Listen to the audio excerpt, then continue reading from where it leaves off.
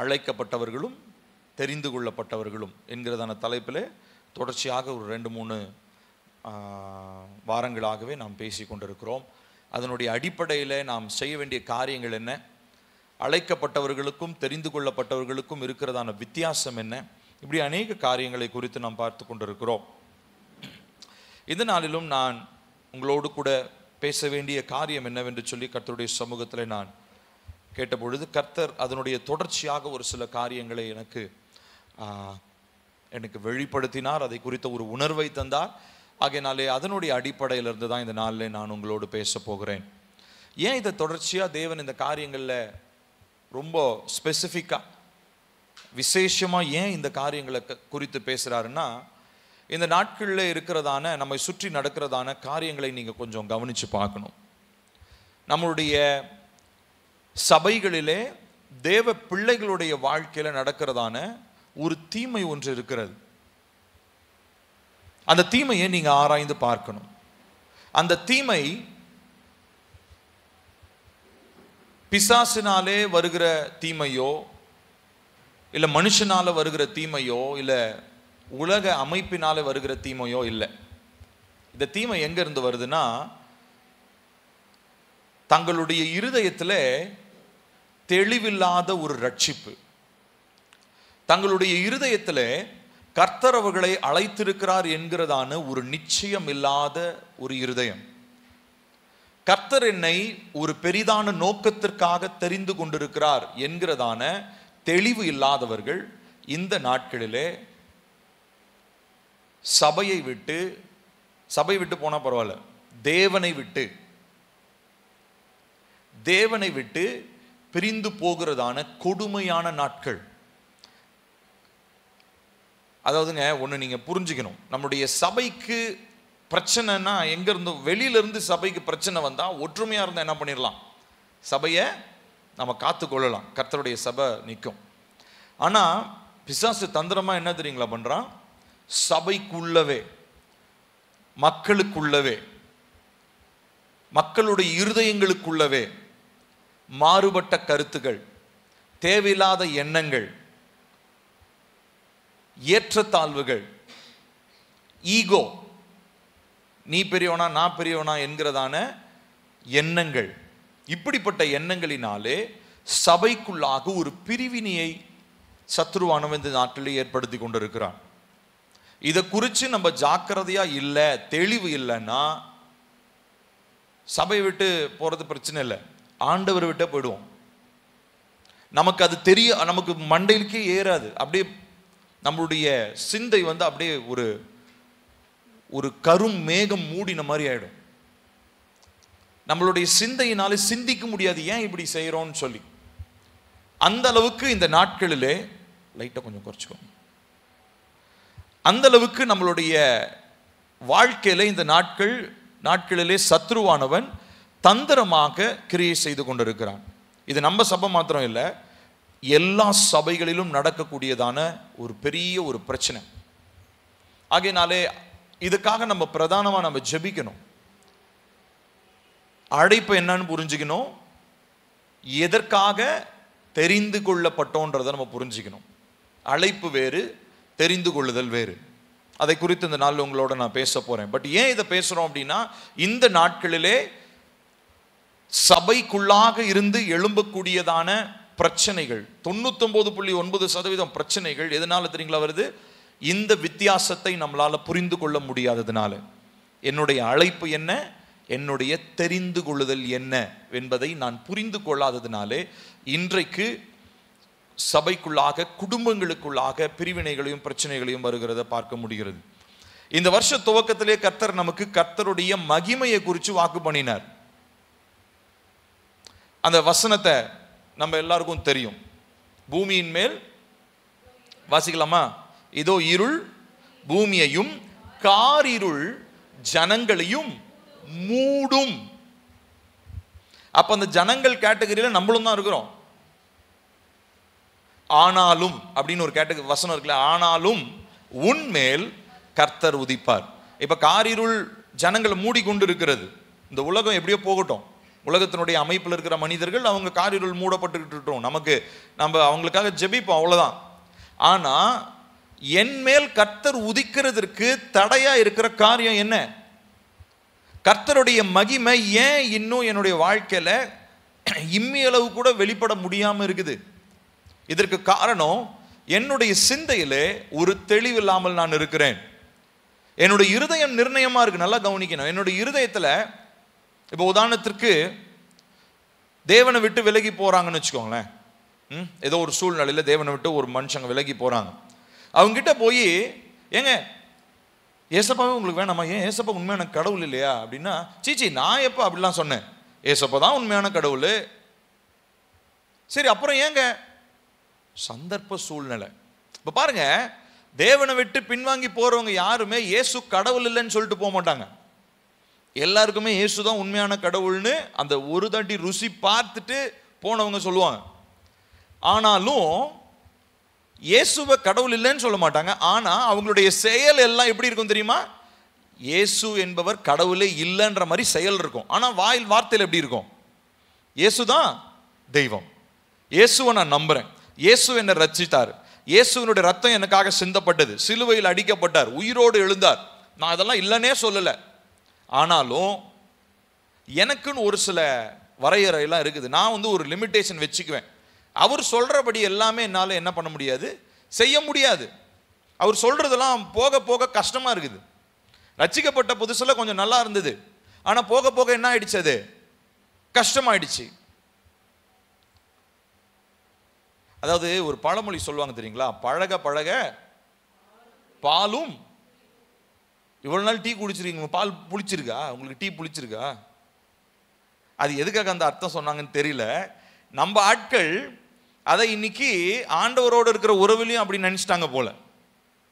ஏசப்பா கூட பழகி பழகி என்ன ஆயிடுச்சு, புளிச்சு போச்சு. இந்த ரிலேஷன்ஷிப்ல, இந்த இன்டிமசியில, இந்த நெருக்கத்துல ஒரு சுவாரஸ்யமே இல்லாம போயிடுச்சு. கணவன் மனைவி உறவு ஏன்பா பிரிஞ்சு போனீங்க, ஏன்பா ஹஸ்பண்ட் அண்ட் ஒய்ஃப் சண்டை போட்டு போனீங்கன்னு என்ன தெரியுங்களா? முதல் காரணம், எங்க உறவுக்குள்ள சுவாரஸ்யம் இல்லைங்க. எங்களுடைய உறவுக்குள்ள ஆதி அன்பு இல்லைங்க. லவ் பண்ண புதுசுல, லவ் பண்ணி கல்யாணம் பண்ணவங்களை கவனிச்சிங்கன்னா, எனக்கு தெரிஞ்சு நான் இது வரைக்கும் பார்த்ததுல லவ் பண்ணி கல்யாணம் பண்ணவங்க சக்சஸ்ஃபுல்லா இருந்ததே கிடையாதுங்க. அதனால தான் நான் வாலிப பிள்ளைங்கிட்ட ரொம்ப பாரத்தோட சொல்வேன், தயவு செஞ்சு திருமணத்துக்கு முன்னாடி தேவையில்லாத எந்த உறவிலையும் ஈடுபடாதீங்கன்னு நான் சொல்றதுக்கான காரணம் அதுதான். ஏன்னா கண்ணார நான் உங்களுக்கு ஸ்டாட்டிஸ்டிக்கல் ப்ரூஃபோட நான் காமிக்கிறேன். சரி, இப்ப அப்படி லவ் பண்ணி கல்யாணம் பண்ணவங்களை கவனிச்சா எங்கப்பா போச்சு உங்க லவ்? இல்லைங்க, வேலை நிமித்தமா சம்பாதிக்கணும், அதனால இப்படி பிரிஞ்சு போயிட்டோம். சரி, பிரிஞ்சிருக்கிறீங்க, உங்க அட்லீஸ்ட் உங்க தொடர்பு என்னாச்சு? ஏன் உங்களுக்குள்ள வாய் பேச்சு இல்லை? ஏன் உங்களுக்குள்ள இருக்கிற உறவுல அந்த பிளவு வந்துச்சு? இதே மாதிரி தாங்க தேவனுக்கும் நமக்கும் இருக்கிறதான உறவு. நம்ம எல்லாரும் ரட்சிக்கப்பட்ட புதுசுல இருந்த அந்த அன்பு இன்னைக்கு நம்ம கிட்ட குறைஞ்சு போயிடுச்சு. அதனால என்ன ஆயிடுச்சு, ஏசப்பா கிட்ட பழகி பழகி புளிச்சு போச்சு. வார வாரம் அதே பிரசங்கம், வார வாரம் அதே பாட்டு, வார வாரம் ஒரே ஆராதனை. பைபிளை விட்டா வசனத்தை விட்டா ஜபம், ஜபத்தை விட்டா வசனம். இதை தாண்டி என்னங்க இருக்குது சுவாரஸ்யமா உங்களுக்குள்ள? இல்ல உங்க கிறிஸ்தவத்தில் அப்படி என்னதான் சுவாரஸ்யமா இருக்குன்னு வெளி மனுஷன் கேட்கலாம்.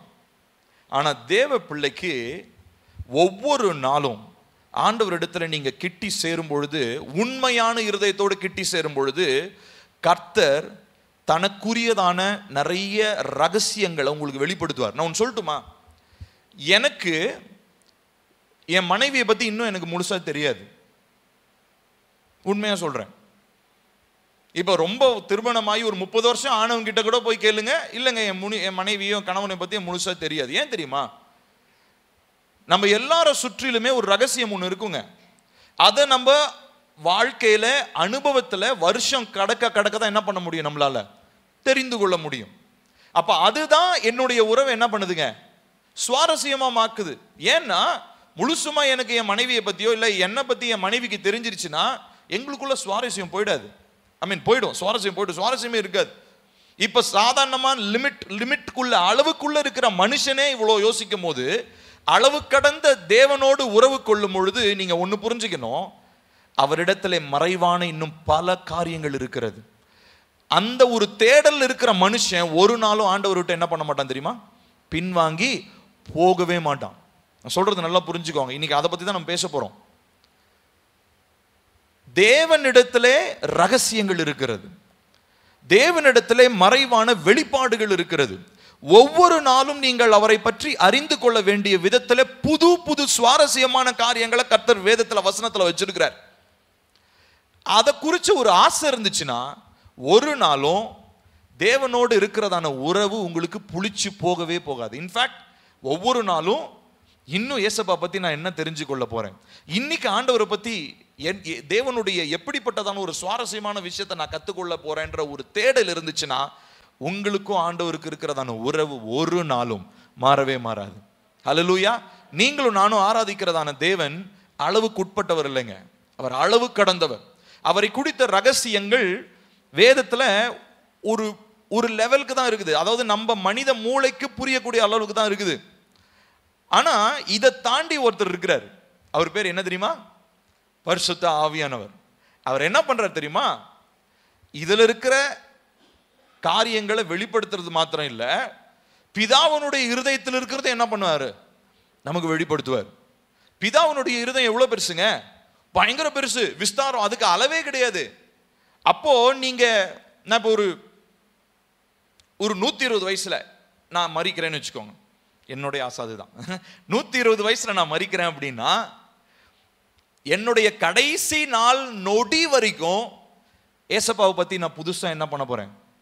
கத்துக்கிட்டே தான் இருக்க போறேன். ஏன்னா பரிசுத்த ஆவியானவர் எனக்குள்ள இருந்து தேவனுடைய ரகசியங்களை எனக்கு என்ன பண்றாரு? கற்றுக் கொடுத்து கொண்டு இருக்கிறார். நான் சொல்றது புரியுதுங்களா? எப்போ உங்களுக்கு ஏசப்பாவை குறிச்சதான அந்த அன்புல ஒரு சுவாரஸ்யம் இழக்கிறீங்களோ அப்பவே நீங்க ஏசப்பாவை விட்டு தூரம் போயிட்டீங்கன்னு அர்த்தம்.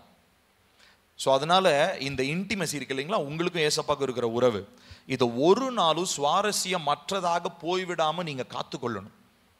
அதுக்காக நீங்க ஜெபிக்கணும். உங்களுடைய பிரதானமான ஜெபம் என்னவா தெரியுமா இருக்கணும்? ஏசப்பா, உங்க மேல இருக்கிற அன்புல நான் ஒரு நாள் என்ன ஆயிடக்கூடாது? குறைந்து போகவே கூடாது. அதுதான் உங்களை இந்த பூமியில உயிரோடு இருக்கிற வரைக்கும் ஏசப்பாக்காக உண்மையா ஓட வைக்கும். ஹல்லேலூயா. the love that you have for God, தேவனுக்காக நீங்க உங்களுக்கு இருக்கிறதான அந்த அன்பு. சரி, இன்னைக்கு நம்ம அதை அடிப்படையாக வைத்து ஒரு சில காரியங்களை நாம் பார்க்க போகிறோம். நான் ஏற்கனவே சொன்னேன், அழைப்பு என்பது வேறு, தெரிந்து கொள்ளப்படுதல் என்பது வேறு. நிறைய பேர் அழைப்பை புரிந்து கொள்ளுகிறார்கள், அழைப்பை தாண்டி இருக்கிறதான தெரிந்து கொள்ளுதல் என்ன பண்றதில்ல? புரிந்து கொள்றதில்ல. அதனாலதான் அழைக்கப்பட்டவர்கள் அநேகரா வந்தாங்க. அந்த அநேகர்ல ஒரு சிலர் மாத்திரம் தெரிந்து கொள்ளப்பட்டதில் புரிஞ்சுக்கிட்டு அந்த சின்ன கூட்டமா வந்துட்டாங்க. மற்றபடி அழைக்கப்பட்டவங்க எல்லாம் என்ன போயிட்டாங்க? பெருங்கூட்டமா அவங்க போயிட்டாங்க. இன்னொரு இடத்துல கூட ஏசப்பா பல உமைகளை சொல்ற மாதிரி ஒரு உமையை சொல்லிட்டு கடைசியா சொல்லுவாரு, முந்தினோர் பிந்தினோராயும் பிந்தினோர் முந்தினோராயும் போயிட்டாங்கப்பா. எப்படிப்பா அப்படி போனாங்க? ஏன்னா ரொம்ப முன்னாடி வந்தாங்க அவங்களாம். 1980 ரட்சிக்கப்பட்டு வந்தங்க. சரிங்க, ரட்சிக்கப்பட்டு வந்தீங்க, சர்ச்சுக்கு வந்தீங்க, 4 தலைமுறையா இப்ப சர்ச்சில் உட்கார்ந்து இருக்கிறீங்க, ஓகே. ஆனா இப்போ ஆண்டவரோடு இருக்கிற உறவுல நீங்க எப்படி வளர்ந்து இருக்கிறீங்க? இன்னைக்கு புதுசா ரட்சிக்கப்பட்டு வர்றவனை விட நீங்க வளர்ந்து இருக்கிறீங்களா அப்படின்னா இல்ல. ஏன்? வசனம் தெரியும், இயேசுனா யாருன்னு தெரியும், இயேசுவை நான் மறுதலிக்க மாட்டேன். நல்லா கவனிக்கணும், இயேசுவை நான் மறுதலிக்க மாட்டேன். இயேசு கடவுள் இல்லைன்னா சொல்ல முடியாது, அவர் தான் உண்மையான கடவுள். ஆனா அவர் மேல இருக்கிற அன்பு எனக்கு இல்லாம போச்சு. நான் சொல்றது புரியுதுங்களா? இப்போ நம்ம எல்லாருமே அழைக்கப்பட்டிருக்கிறோங்க, தேவ பிள்ளைகள்லாம் நம்ம எல்லாருக்குமே ஒரு அழைப்பு இருக்குது. நமக்கு ஒரு கால் லெட்டர் வந்துருச்சு. கம்பெனிக்கு ஜாயின் பண்ணும்போது ஒரு கால் லெட்டர் அனுப்புவாங்க, இல்ல ஆஃபர் லெட்டர்னு சொல்லுவாங்க. ஆஃபர் லெட்டர்னா என்னது? நீங்க போய் ஒரு வேலைக்கு இன்டர்வியூ போயிட்டு வந்திருப்பீங்க, போயிட்டு வந்தா சரிங்க சொல்லி அனுப்புறோம்னு சொல்லிட்டு என்ன பண்ணுவாங்க? ஒரு லெட்டர் அனுப்புவாங்க. இப்போ மெயில் வருது. என்ன மெயில்?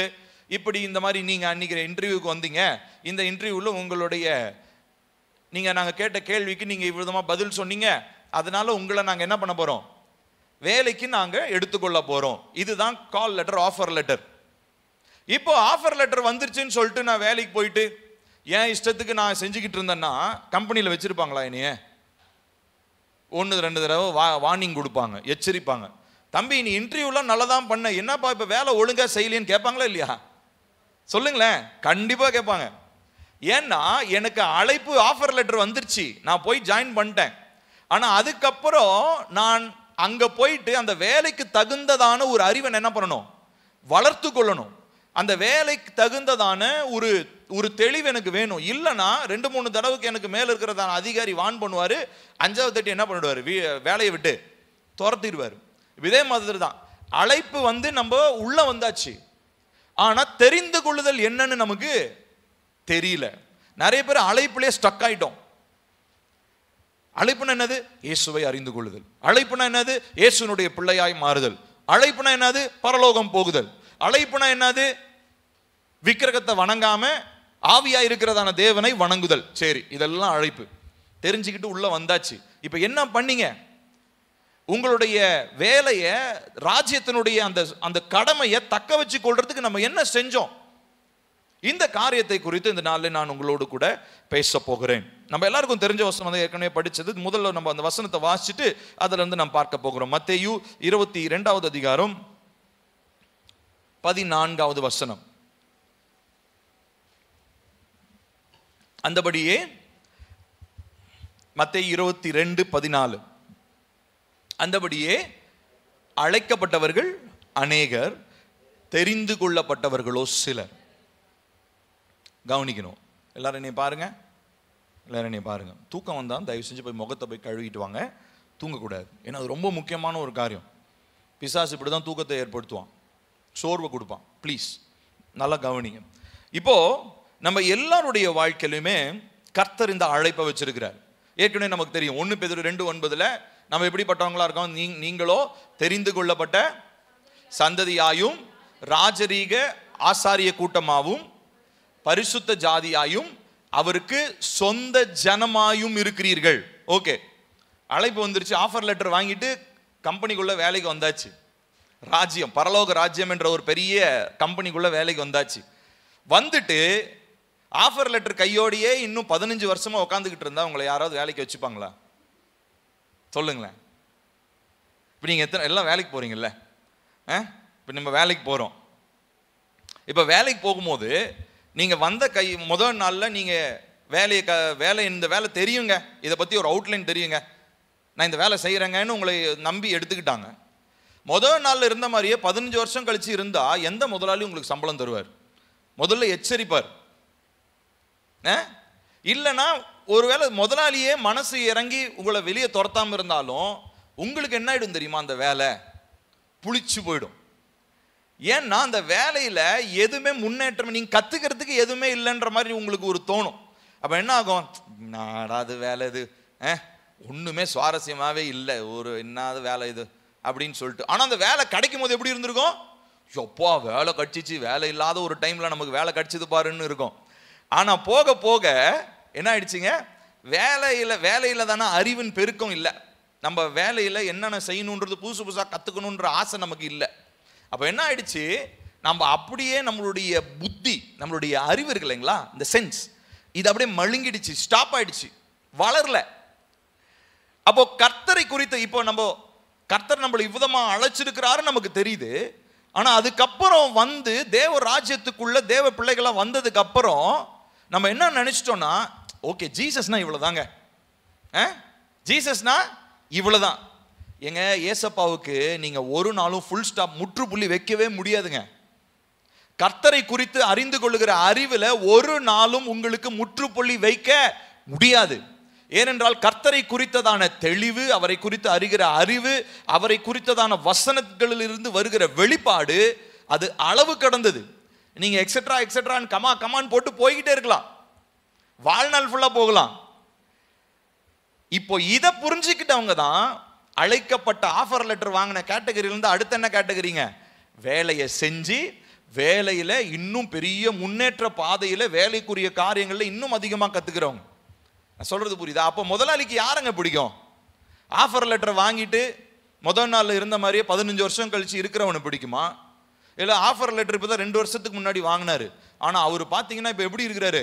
செம்ம வேகத்தில் ஓடிட்டு இருக்கிறாரு. இப்போ அவர் என்ன நினைப்பாரு? ஓடுறா ஓடு, நானும் இப்படி தான் என்ன பண்ணேன், ஆஃபர் லெட்டர் வாங்கின புதுசில் முதலாளிக்காக ஓடுனேன். எல்லாம் என்னது என்னமோ சொல்லுவாங்களே, குதிரை. எங்க அம்மாச்சி சொல்லுவாங்க, நான் ஏதாவது சொன்னேன்னா நினைச்சுக்கிச்சான் குதிரை, எடுத்துக்கிச்சான் ஓட்டம்னு வாங்க. குதிரை பொறுமையா போயிட்டு இருக்குமா, திடீர்னு நினைப்பு வந்தா என்ன பண்ணுமா, கிடுக்கிடு கிடுக்கிடுன்னு ஓடுமா. அப்புறம் திடீர்னு என்ன ஆயிடுமா, ஸ்லோ போகுமா. சில நேரம் நான் ஏதாவது பண்ணனா அம்மாச்சி நீ அப்படி கிண்டல் அடிப்பாங்க, நினைச்சுக்கிச்சாங்க குதிரை, எடுத்துக்கிச்சான் ஓட்டம் அப்படின்வாங்க. இப்போ நான் ஏன் சொல்ல வரேன்னா, இப்போ இந்த 15 வருஷத்துக்கு முன்னாடி ஒருத்தர் ஆஃபர் லெட்டர் வாங்கிட்டு வந்தார் பார்த்தீங்களா, இவர் இந்த 2 வருஷத்துக்கு முன்னாடி வந்தவரை பார்த்து என்ன தெரியுமா சொல்லுவாரு, நானும் இப்படிதான் உன்னை மாதிரி தான் இருந்தேன், வேகமாக ஓடிக்கிட்டு இருந்தேன், அப்புறம் ரொம்ப டயர்ட் ஆகி தான் இப்போ என்ன பண்ணுறேன் 15 வருஷமா நம்ம இதெல்லாம் உட்காந்துக்கிட்டு இருக்கேன், நீயும் ஓடு, எவ்வளோ நேரம் ஓடுவ, 2 வருஷம் கழிச்சு நீ என்னதான் பண்ண போற, என் கூட வந்து நான் உட்கார்ற கண்டிஷனில் தான் உட்கார போறேன் இப்படின்னு நினைக்கிறோம் பார்த்தீங்களா. இதுதான் நம்ம பண்ற தப்பு.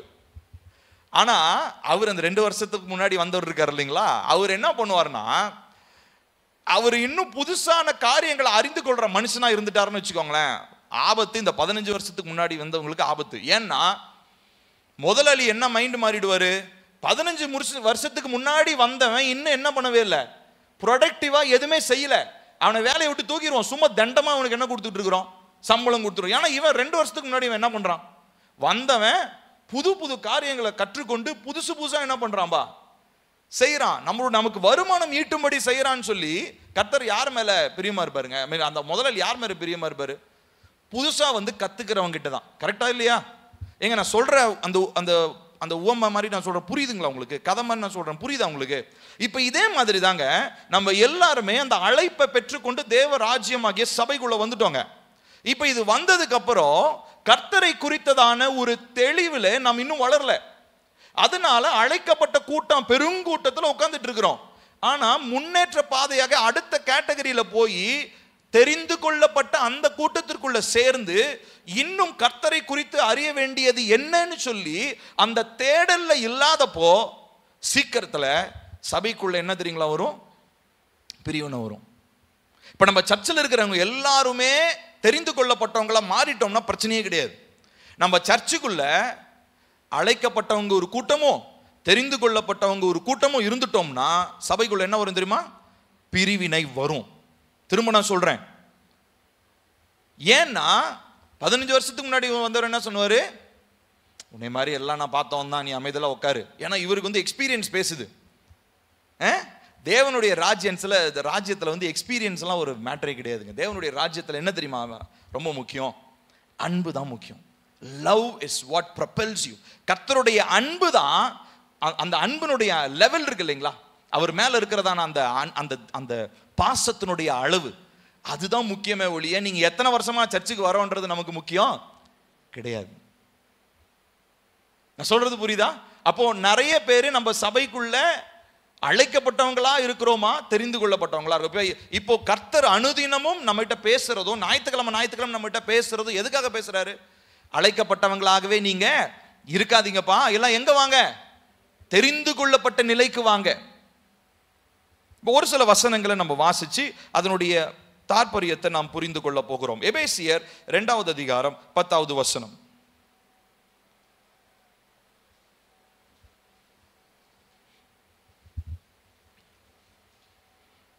வாசிக்கலாமா?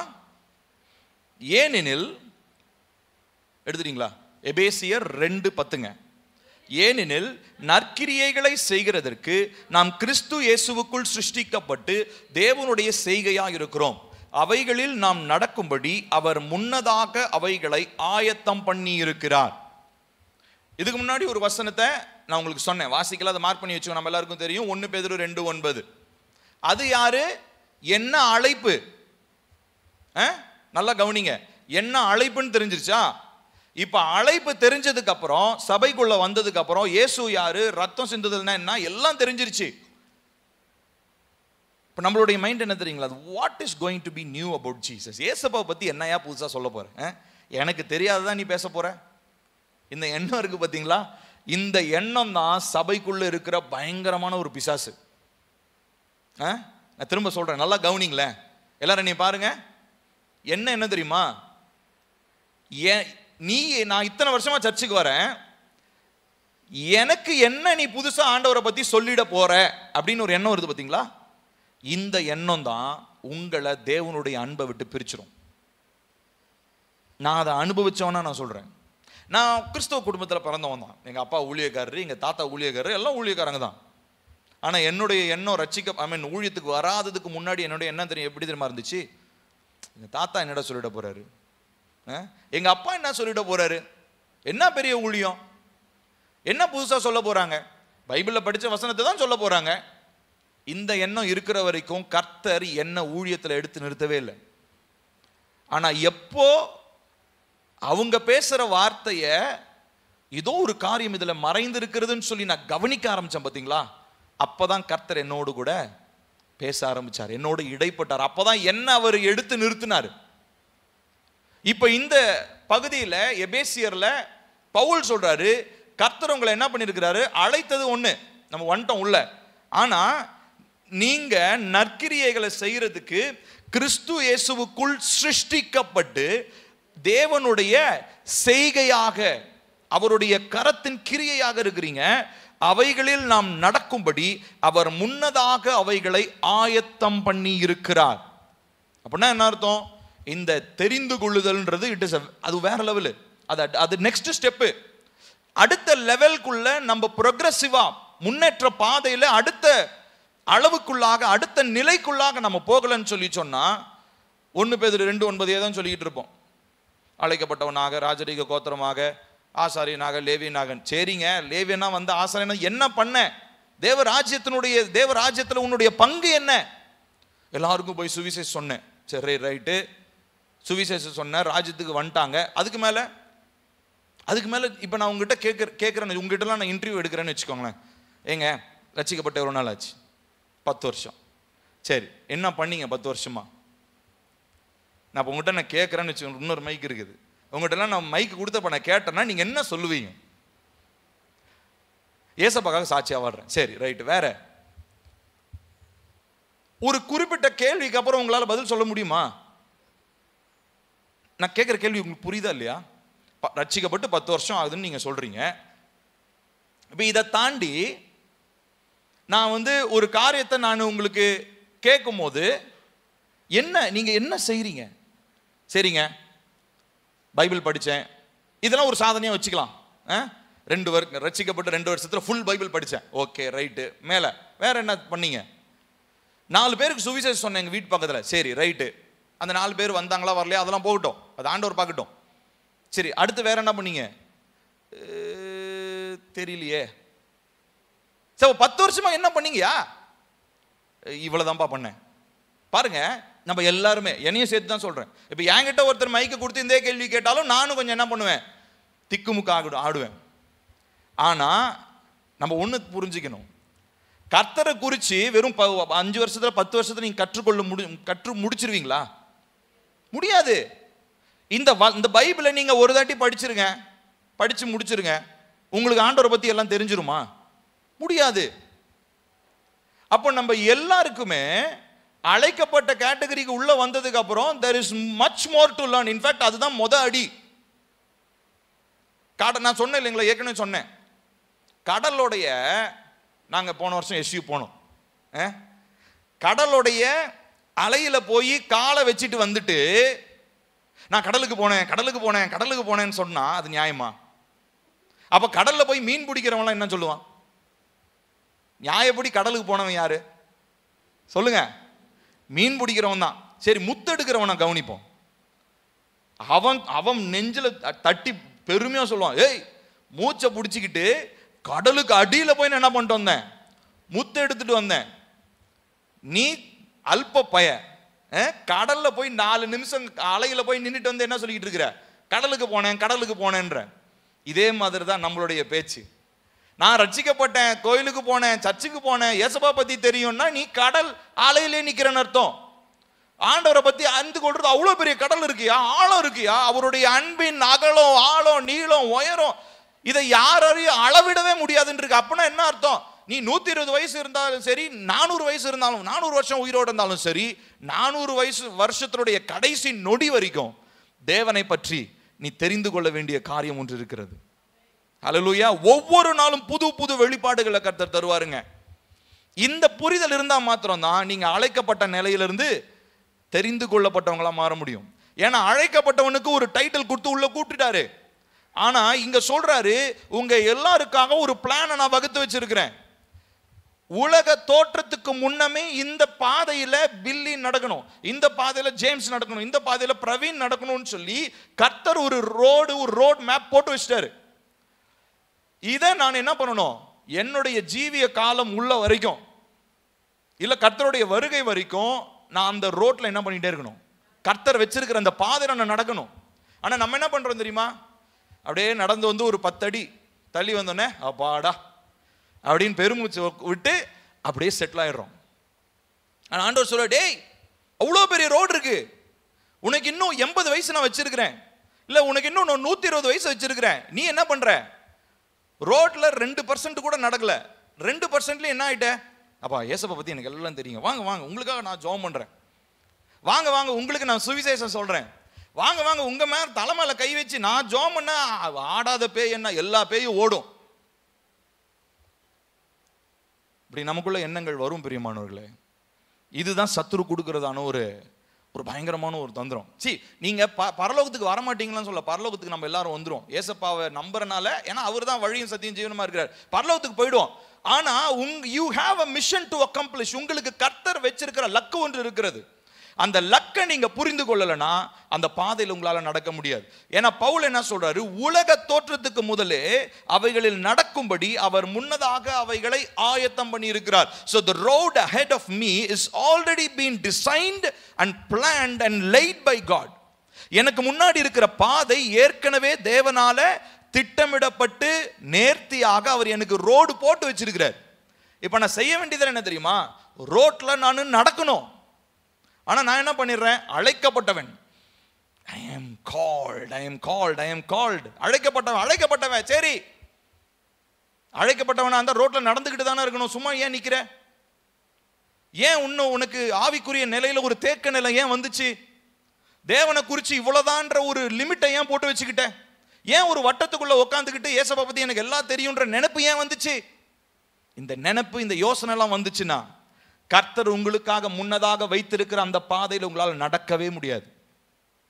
ஹல்லேலூயா. பாருங்க, அதுக்கு முன்னாடி அவர் சொல்றாரு, நாம் கிறிஸ்து இயேசுவுக்குள் சிருஷ்டிக்கப்பட்டு நற்கிரியைகளை செய்கிறதற்கு. இதுதாங்க ரொம்ப முக்கியம். நற்கிரியைகள் அப்படின்னு சொல்லும் பொழுது இது வெறுமனே போய் ஏழைக்கு உதவி செய்யறது அதெல்லாமே இருக்குது. அது ரொம்ப முக்கியமானது. அதெல்லாம் கர்த்தர் அதெல்லாம் ஏசப்பா கூட ஒரு இடத்துல கூட சொன்னார் இல்லைங்களா? ஏழைக்கு கர்த்தர் அதெல்லாம் ஓகே. இன்னொரு இடத்துல ஒரு உவமையா சொல்றாரு. அது ஜட்ஜ்மெண்ட் சீட்ல போய் நிற்கும் போது 2 கூட்டம் வருமா.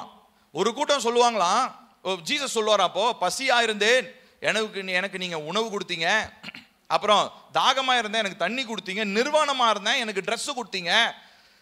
அப்போ அங்க இருக்கிறவங்க சொல்லுவாங்க, ஐயா இதெல்லாம் நாங்க எப்பயா செஞ்சோம் அப்படின்னு. ஒன்னு ஏசப்பா சொல்றாரு, இந்த சிறியரில், இந்த ரோட்ல போறவன் வரவனுக்கு நீ என்னத்தை உதவி செஞ்சாலும் அதை நீயே எனக்கு செஞ்ச. அப்புறம் அதே மாதிரி இன்னொரு குரூப், இந்த மாதிரிலாம் இருந்தேன் நீங்க எனக்கு பண்ணலன்னு என்ன சொல்லுவார்? நாங்க எப்படிங்க பண்ணல, நான் அப்படிலாம் கவனிக்காமலாம் இருந்திருக்க மாட்டேனே. ஒன்னு திரும்ப அதே தான் சொல்றாரு, இந்த சிறியர்ல நீ இதுக்கு செய்ய தவறிட்ட, அதனால நீ என்ன பண்ணிடு, போ, உனக்காக நியமிக்கப்பட்டிருக்கிற அந்த நரகத்துக்கு, அந்த அழுகையும் பற்கடிப்பும் இருக்கிற இடத்துக்கு போ அப்படின்னு சொல்லி ஆண்டவர் துரத்திடுவாராம். இப்போ நான் ஏன் சொல்றேன்னா, நற்கிரியைகள்ன்றது வெறுமனே அந்த நற்கிரியைகள் மாத்திரம் இல்லைங்க. உங்களை கிறிஸ்து இயேசுவுக்குள்ளாக வளர செய்கிறதான எல்லா காரியங்களும் என்னதான்? நற்கிரியைகள் தான். சொல்றது புரியுதா? Everything that you do that gives you a new revelation of who God is that goodwill, அந்த நற்கிரியைகள், good habits, நல்ல செயல்பாடுகள், நல்ல ஆக்ஷன்ஸ். அதெல்லாம் அப்போ ஒவ்வொரு நாளும் தேவனை பற்றி யார் என்பதை நேற்றுக்கு தெரிந்ததை விட இன்னைக்கு நீங்க அதிகமா என்ன பண்ணிருக்கணும்? தெரிஞ்சிருக்கணும். அப்பனா என்ன பண்ணணும்? நேற்று இருந்ததை விட அதிகமான தாகம் எனக்கு இன்னைக்கு இருந்திருக்கணும். நேற்று நான் தேவனுடைய சமூகத்தில் காத்திருந்ததை விட இன்னைக்கு நான் இன்னும் அதிகமாக காத்திருந்து ஒரு டீப்பரான ஒரு ரெவலேஷனுக்குள்ள நான் போயிருக்கணும். கர்த்தரை குறித்ததான ஒரு வெளிப்பாடு நம்ம எல்லாருக்கும் வேணுங்க. ரொம்ப பேசிக்கா ஏங்க, நான் இன்னும் சிம்பிளா சொல்றேனே, இப்போ பில்லியை பத்தி உங்க எல்லாருக்கும் தெரியறது வேற, பில்லியை பத்தி என்னுடைய மனைவிக்கு தெரியறது வேற. ஆமாவா இல்லையா? ஏன்னா இப்போ என்னைய நீங்க மேபி என்னைய நீங்க சின்ன குழந்தையில இருந்து பார்த்தவங்க, நீங்க பெரியவங்க இருக்கிறீங்க. ஏன்னா சின்ன வயசுல இருந்து குழந்தையில இருந்து பார்த்தவங்க இருக்கிறீங்க. ஆனாலும் உங்களுக்கு பில்லியை பற்றி என்ன பண்ணிருக்காது? முழுமையா தெரிஞ்சிருக்காது. நீங்கள் வாரத்துக்கு ஒருக்க பார்க்குறீங்க, அவ்வளோதான். ஆனால் என் மனைவி என்னோடு கூடவே இத்தனை வருடங்களாக பயணம் பண்ணி வராங்க. என்னுடைய எல்லா நிலைகள், எல்லா சூழ்நிலைகளும் அறிஞ்சவங்க. அப்போ அவங்களால என்ன பண்ண முடியும்னா, என்னுடைய காரியத்தில் ஓரளவுக்குனாச்சும் என்ன பண்ண முடியும் அவங்களால, ஒரு விஷயத்தை இவர் இப்படி தான் இருக்கும், இல்லை இங்கே தான் இருக்கும், அங்கே போயிருப்பாரு, இங்கே போயிருப்பாரு, இல்லை இதை சொல்லுவார், இதை சொல்ல மாட்டார் அப்படின்ற ஒரு விஷயம் அவங்களுக்கு ஓரளவுக்குனாச்சும் என்ன பண்ணியிருக்கும், தெரிஞ்சிருக்கும். இப்போ நீங்கள் பல வருஷமாக நீங்கள் என்னை பார்த்துருந்தாலும் நெருக்கமாக இருக்கிறதான இவங்களுக்கு தான் என்னை குறித்ததான ஒரு ரெவலேஷன் அவங்களுக்கு மட்டும் தான் இருக்குது. ஏன்னா என் கூடவே இருந்தவங்க அவங்க தான், இரவும் பகலும் என் கூடவே இருந்தவங்க அவங்க தான். ஆனால் நீங்கள் எனக்கு பல வருஷமாக தெரியும். நீங்கள் வாரத்துக்கு ஒருக்க பார்த்துருப்பீங்க, ஒரு 4 மணி நேரம் 5 மணி நேரம் வாரத்துக்கு ஒருக்க சந்திப்போம், அவ்வளோதான். அதில் நான் எப்படிப்பட்ட குணத்தை வெளிப்படுத்தினேன்றது அது வேற. நான் உங்ககிட்ட ஒரு நல்லவன் மாதிரியே இருந்திருந்தேன்னா நீங்கள் என்ன தான் சொல்லுவீங்க, நல்லவன் தான் சொல்லுவீங்க. இல்லை எனக்கு வேற ஒரு முகத்தை வச்சுட்டு நான் இங்கே நல்லவனா இருந்தால் உங்களால் கண்டுபிடிக்க முடியுமா? மேபி ஆவியானவர் உங்களுக்கு வெளிப்படுத்தினா அது வேற. ஆனால் யோசிச்சு பாருங்க, 10 வருஷம் ஆச்சு. ஆனால் என் மனைவி என்னை புரிந்து கொண்டிருக்கிற நிலைப்பாடுன்றது வேற. ஏன்? அவங்க என்னோடு கூட இருக்கிறதான உறவில் அவங்க இன்னும் நெருக்கமாக இருக்கிறாங்க. நீங்கள் தூரமாக இருந்தீங்க, என்னை 20 வருஷமா, நீங்கள் என்னை 30 வருஷமா எனக்கு உங்களுக்கு தெரியலாம். ஆனால் நீங்கள் எங்கே இருக்கீங்க? தூரமாக இருக்கீங்க. ஆனால் என் மனைவி எங்கே இருக்காங்க? என் கூடவே இருக்கிறாங்க. அப்போ புரிஞ்சுக்கோங்க, இதே மாதிரி தான் தேவனை பற்றி அறிஞ்சுக்கணும்னா தேவன் கூட இருக்கணும். தேவனை அப்பப்போ மட்டும் சந்திச்சுட்டு ரொம்ப தூரமாக இருக்கிற வாழ்க்கையில் ஒரு நாளும் தேவன் யார் என்பதை உங்களால் புரிந்து கொள்ளவே முடியாது. தேவனை பற்றி நீங்கள் ஒரு இமேஜ் வச்சுருப்பீங்க பார்த்தீங்களா, அதுதான் உங்கள் வாழ்நாள். நீங்கள் சாகிற வரைக்கும் தேவன்னா இதுதான் அப்படின்னு வச்சுருப்பீங்க. ஆனால் ஆண்டவர் சொல்ல, டே இது மாத்திரம் நான் இல்லைடா, இன்னும் நிறைய இருக்குது என்னை பற்றி. நீ தான் அதை என்ன பண்ணலை, அறிந்து அதை ஆராய்ந்து பார்க்கல. நற்கிரியைகள் சொன்னா, நற்கிரியைகள் என்னங்க, அதை எழுதி வச்சுக்கோங்க வேணும்னா. கிறிஸ்துவை அறிகிற அறிவிலே நீங்க வளரும்படி செய்கிற எல்லா காரியங்களும் என்னதான்? நற்கிரியைகள். ஹல்லேலூயா. அப்ப நற்கிரியை, அப்ப தேவனை அறிகிற அந்த அறிவில் நீங்க என்ன செய்றீங்க? What have you learned today about God? What is that new revelation? கர்த்தரை குறித்த ஒரு புதிய வெளிப்பாடு என்ன உங்களுக்கு? நான் இன்னொரு எக்ஸாம்பிள் சொல்கிறேன். நான் கொஞ்சம் கீழே இறங்கி வரேன். நீங்கள் பார்க்குறத பார்த்தா அப்படி திருன்னு புரியாத மாதிரியே பார்க்குறீங்க. இந்த பக்கம் திருப்பிக்கோங்க கேமராவை பாருங்கள். நான் பக்கத்தில் வந்தோன்னே எல்லாரும் அப்பா பக்கத்தில் வந்துட்டாரு, இன்னும் சொல்ல போகிறாரு போல அப்படின்ற மாதிரி எல்லாம் கவனிக்கிறீங்க. தூக்கெல்லாம் கொஞ்சம் தெளிஞ்சிரும்னு நினைக்கிறேன். சரி கவனிங்க. இப்போது ஏசப்பா கூட இருந்த சீஷர்கள் இருக்காங்க இல்லைங்களா, ஒரு 12 பேர் இருந்தாங்க. அது இல்லாமல் நிறைய பேர் இருந்தாங்க. 3.5 வருஷம் தான், நல்லா கவனிக்கணும், 3.5 வருஷம் தான் ஏசப்பா அவங்க கூட இருந்தார். கரெக்டா? அப்புறம் என்ன பண்ணப்பட்டார்? சிலுவையில் அறையப்பட்டு பரத்துக்கு எடுத்துக்கொள்ளப்பட்டார். இப்போ இந்த 3.5 வருஷத்தில் ஏசப்பா பற்றி கூடவே இருந்தாங்க, எல்லாம் ஓகே, எல்லாம் அந்த விஷயத்த சுவிசேஷமாக எழுதி வச்சுட்டாங்க. ஆனால் அதை தாண்டி இப்போ நிருபங்கள் எழுதுனதான அப்போஸ்தலர்கள் எடுத்துக்குவோம். யாக்கோபு, பேதுரு, பவுலு, இவங்கெல்லாம் சுவிசேஷத்தில் சொல்லப்படாத ஒரு புதிய பரிமாணத்தை ஏசப்பா பற்றி என்ன பண்ணாங்க?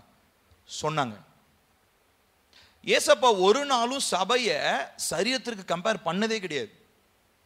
ஆனால் பவுல் என்ன பண்ணாரு? சபையை சரீரத்துக்கு கம்பேர் பண்ணாரு. இருக்கிற ஒவ்வொரு விசுவாசியும் சரீரத்தினுடைய அவயவங்களுக்கு கம்பேர் பண்ணாரு. இது எப்படி வந்துச்சுங்க? ஏன்னா பவுலுக்கு இயேசு யாருன்றது தமஸ்குவுக்கு போற வழியில தெரிஞ்சுக்கிட்டார் பார்த்தீங்களா, அந்த லெவல்லே அவர் நிக்கல. இயேசு யாருன்ற ஒரு புது ரெவலேஷனை பவுல் என்ன பண்ணாருங்க? தேடினாரு, ஆசைப்பட்டாரு, அதுக்கு அதை அவர் விரும்பினாரு. ஏசப்பா நீங்க யாருன்றது எனக்கு இன்னும் தெரியணும். நீங்க எனக்கு தமஸ்குவுக்கு போற வழியில பார்த்து இந்த முள்ளுல உதைக்கிறது கடினம்னு சொன்ன அதே இயேசு இன்னும் கிடையாது. அதே இயேசு தான். ஆனா உங்களை பத்தி வெறும் அந்த விஷயம் மாத்திரம் நான் தெரிஞ்சுக்கணும்னு இல்லை, இன்னும் நிறைய இருக்கு உங்களை பத்தி. இப்ப நீங்க யாரு? உங்களுக்கு ஒன்று தெரியுமா? பவுலுடைய வரலாறுல இருக்கிற காரியம் என்ன தெரியுங்களா? அவரு அழைக்கப்பட்டார் இல்லைங்களா, அதாவது தமஸ்குவுக்கு போற வழியில அவர் ஊழியம் வர்றதுக்கு முன்னாடி 13 வருஷம், கவனிங்க, 13 வருஷம், 10 வருஷம் அரேபியா என்கிறதான ஒரு தேசத்தில் இருந்தார். 3 வருஷம் அவர் பிறந்த ஊராகிய தர்சு பட்டணத்தில் இருந்தார். 13 வருஷம் ஊழியம் செய்யல. என்ன தெரியுமா பண்ணாரு? கர்த்தர் சமூகத்தில் காத்திருந்து வெளிப்பாடுகளை பெற்றுக்கொண்டார். அவர் செஞ்ச ஊழியம் அதுக்கப்புறம் ரொம்ப கம்மி தான். ஒரு 10 வருஷம் தான் ஊழியம். 10 வருஷம் 5 வருஷம் எவ்வளோ வருஷம் நம்ம ஊழியம் பண்ணார் நமக்கு தெரியல. 3 மிஷனரி பிரயாணங்கள். ஆனால் கவனி, நான் ஏன் சொல்ல வரேன்னா, இப்போ நம்ம எல்லாருமே ஏசப்பாவை ஒரு லெவலில் அறிஞ்சுக்கிட்டோமா, அந்த லெவல்லே நம்ம என்ன பண்ணிட்டோம்? நின்றுட்டோம். ஏசப்பாக்கு இப்போ எனக்கு இப்போ உதாரணத்துக்கு இப்போ உங்களுக்கு சத்தியவாசக ஐயா வந்து சுவிசேஷம் சொன்னார். என்ன சுவிசேஷம்? இயேசு உலகத்தினுடைய ரட்சகர், உங்களுக்காக ரத்தம் சிந்தினார், உங்களை மீட்டெடுத்தார், அவர் ரத்தத்தினால மீட்கப்பட்டீர்கள். ஓகே, அவருக்கு தெரிஞ்சதை அவர் சொன்னார். ஆனா ஏசப்பாவை பத்தி சுவிசேஷமா சொன்ன சத்தியவாசக சொன்னதை தாண்டி உங்களுக்கு ஏசப்பா பத்தி என்ன தெரியும்? தெரியாது. ஒண்ணு இல்லைன்னா நீங்க இன்னும் வளரவே இல்லைன்னு அர்த்தம். நான் சொல்றது புரியுதா? இன்னும் அழைக்கப்பட்ட கூட்டத்திலே தான் இருக்கிறோம். ஆனா எனக்கு பர்சனலா எனக்கு சுவிசேஷத்தை கேட்ட முதல் நாள்ல இருந்து இப்ப 10 வருஷம் ஆனதுக்கு அப்புறம் நான் இயேசுவை குறிச்ச ஒரு தெளிவு, ஒரு வெளிப்பாடு எனக்கு ஒவ்வொரு நாளும் அவசியம். நான் சொல்றது புரியுதுங்களா? இந்த ஒவ்வொரு நாளும் இந்த வெளிப்பாடு நமக்கு வேணும். இந்த வெளிப்பாடு இருந்தா, நான் சொன்னேன் இல்லைங்களா, ஒவ்வொரு நாளும் அந்த அன்புல ஒரு சுவாரஸ்யம் இருக்கணுங்க. ரீசெண்டா கூட ஏதோ ஒரு விஷயத்துக்காக பேசிட்டு இருக்கும்போது, நீ என்ன பண்ண அப்படின்னு ஏதோ ஒரு விஷயத்துக்காக நான் என் மனைவியும் பேசிட்டு இருக்கும்போது, நீங்க என்ன பண்ணீங்க காலேஜ் டேஸ்ல, நீங்க என்ன பண்ணீங்க? இப்போ இவங்களுடைய பாஸ்ட் லைஃப் எல்லாமே எனக்கு தெரியாது.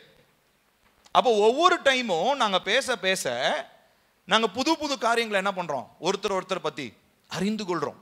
இதுதான் எங்களுடைய உறவை என்னவா மாத்துது? சுவாரஸ்யமாக மாற்றுகிறது. எனக்கு ஒவ்வொரு தடவையும் என்னுடைய மனைவியை பற்றிதான ஒரு புதிய பரிமாணம் எனக்கு ரிவீல் ஆகுது. எப்போ? நான் நேரம் செலவழிக்கும் போது. அப்போ நீங்க ஒண்ணு புரிஞ்சுக்கணும், நீங்க அழைக்கப்பட்டவங்களாகவே இருந்தீங்கன்னா அப்ப என்ன பண்ணலன்னு அர்த்தம்? இன்னும் நேரம் செலவழிச்சு அவர் சமூகத்தில் நீங்க யார் ஏசப்பா? வெறுமனை எனக்காக சிலுவையில ரத்தம் செஞ்சு உயிர் தெழுந்த அந்த தேவன் மட்டுமா? இல்ல, அதை தாண்டி நீங்க வேற என்னமோ எனக்காக செஞ்சிருக்கிறீங்க. அது என்ன? எனக்கான வெளிப்பாடு என்ன? எனக்கிட்ட நீங்க ஸ்பெஷலா என்னை பத்தி நீங்க என்ன சொல்ல போறீங்க? இல்ல உங்களுடைய ஒரு ஸ்பெஷாலிட்டியை எனக்கு என்னவா நீங்க கற்றுக் கொடுக்க போறீங்க? இப்படி நம்ம ஒவ்வொருத்தருக்கும் அந்த தேடல் இருந்தா மாத்திரம்தான் நீங்களும் நானும் அழைக்கப்பட்ட நிலையிலிருந்து தெரிந்து கொள்ளப்பட்டவர்களாக என்ன பண்ண முடியுங்க? மாற முடியும். அதனாலதான் நற்கிரியைகள், அந்த வசனத்தை வாசிக்கலாமா? எபேசியர் 2 அந்த வசனத்தை வாசிங்க. எல்லாரும் சேர்ந்து வாசிப்போம். ஏனெனில் நற்கிரியைகளை செய்கிறதற்கு நாம் கிறிஸ்து இயேசுவுக்குள் சிருஷ்டிக்கப்பட்டு தேவனுடைய செய்கையாய் இருக்கிறோம். அவைகளில் நாம் நடக்கும்படி அவர் முன்னதாக அவைகளை ஆயத்தம் பண்ணி இருக்கிறார். கர்த்தர் நம்மளை உருவாக்கி இருக்கிறார், நமக்கு அந்த பாதையை கொடுத்திருக்கிறார். அப்ப நீங்க என்னத்துக்காக ஜெபம் பண்ண தெரியுமா? ஏசப்பா, உங்களை பத்தி நான் அறிஞ்சுக்கிட்டேன், ஆனா எனக்கு நீங்க யாருன்றதை இன்னும் நான் என்ன பண்ணணும்? அறிந்து கொள்ளணும். அந்த தேடல் இருந்துச்சுன்னா தான், அந்த இன்டிமசி, அந்த நெருக்கம் இருந்துச்சுன்னா தான். நான் சொன்னேன் இல்லைங்களா, இப்போ நான் எந்த அளவுக்கு நாங்கள் ஒருத்தர் பேசிக்கிறோமோ அந்த அளவுக்கு ஒருத்தர் பற்றி நம்ம என்ன பண்ணிக்கலாம், இன்னும் அதிகமாக தெரிஞ்சுக்கலாம். அப்போ அதிகமாக தெரிஞ்சுக்கும் போது நான் இன்னும் ரொம்ப நெருக்கமாக மாறும் பொழுது அவங்க இருதயத்தில் நினைக்கிறத நான் செய்ய முடியும், என் இருதயத்தில் நினைக்கிறத அவங்க என்ன பண்ணுவாங்க? செய்வாங்க. ஆராதனை நேரத்தில் அவங்க உட்காந்துட்டு இருந்தேன். எனக்கு டவல் எடுத்துட்டு வான்னு சொன்னேன், சரிங்களா? ஸோ நான் டவல் எடுத்துட்டு வான்றது நான் அவங்க எல்லாருக்கும் டவல் எடுத்துட்டு வான்னு மைக்கிய சொல்லுவேன், ஒரு செய்கை தான். ஏதாவது ஒன்று சொல்லுவேன் இப்படின்னு சொல்லி ஏதோ ஒன்று சொல்லியிருப்பேன். அவங்க சொன்ன உடனே என்ன பண்ணாங்க? போய் எடுத்துட்டு வந்தாங்க. இப்போ நான் உங்ககிட்ட சொன்னா நீங்கள் என்ன பண்ணுவீங்க? முகத்தில் ஏதோ ஆயிடுச்சா, என்ன இப்படின்றாரு, என்ன சொல்ல வராரு, புரியலையே. புரியுதுங்களா? இப்போ நான் அவங்ககிட்ட அதே விஷயத்தை தான் சொன்னேன். ஏன்னா அவங்க என்கிட்ட நேரம் செலவழிச்சாங்க, என்னை பற்றி என்னன்னு அவங்களுக்கு தெரியும். அதனால நான் இப்படின்னு ஒன்னே அவங்க என்ன பண்றாங்க? போய் டவலை போய் எடுத்துட்டு வந்தாங்க. வேர்வை துடைக்கிறதுக்கு துண்டு எடுத்துட்டு கேட்கிறாரு போல அப்படின்ட்டு எடுத்துட்டு வந்தாங்க.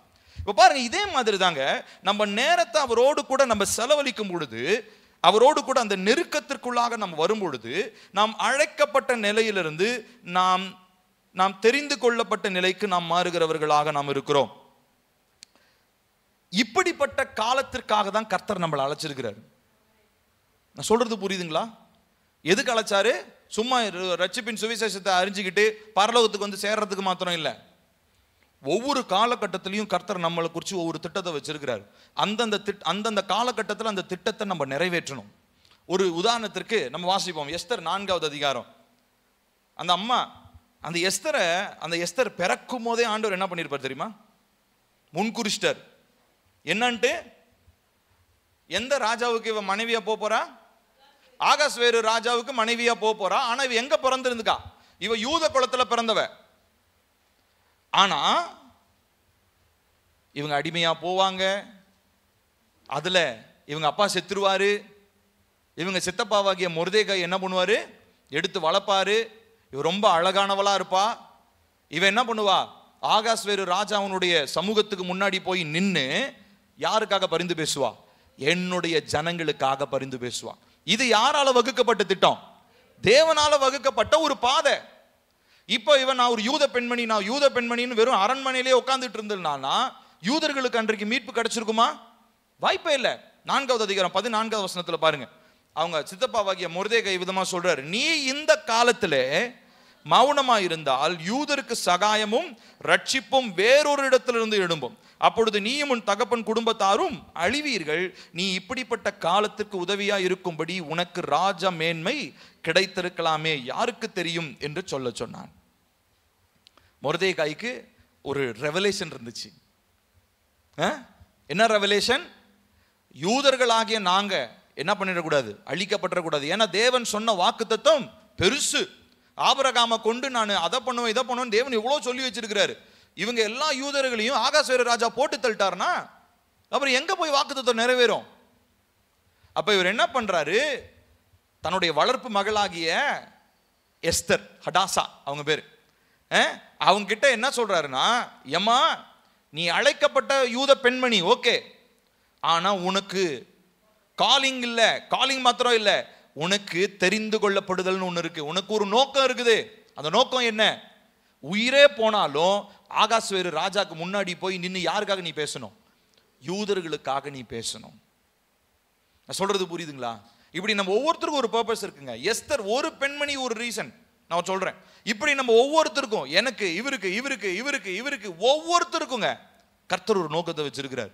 இந்த நோக்கம் புரியாததுனால தான் அழைக்கப்பட்ட இருக்கிறோம், சுவிசேஷம் மாத்திரம் தெரியும், அப்படியே உட்காந்துக்கிட்டே இருக்கிறோம். பரலோகத்துக்கு போவோன்ற ஒரு எதிர்பார்ப்புல உட்காந்துக்கிட்டே இருக்கோம். பரலோகத்துக்கு போய் சேர்ந்துருவோம். ஆண்டவர் போனோன்னு சொல்லுவாரு, வாப்பா பரலோகத்துக்கு வா, ஆனா போய் அந்த கடைசி சீட்ல போய் உட்காந்துக்கோ போ, உனக்கு முன்னாடிலாம் இடம் கிடையாது. நீ தப்பிச்சு பிழைச்சி ரட்சிப்பை காத்துக்கிட்டு வந்ததே போதும், இது வரைக்கும் நீ செஞ்சது போதும், நீ என்ன பண்ணு, லாஸ்ட் சீட்ல உட்காருன்னு.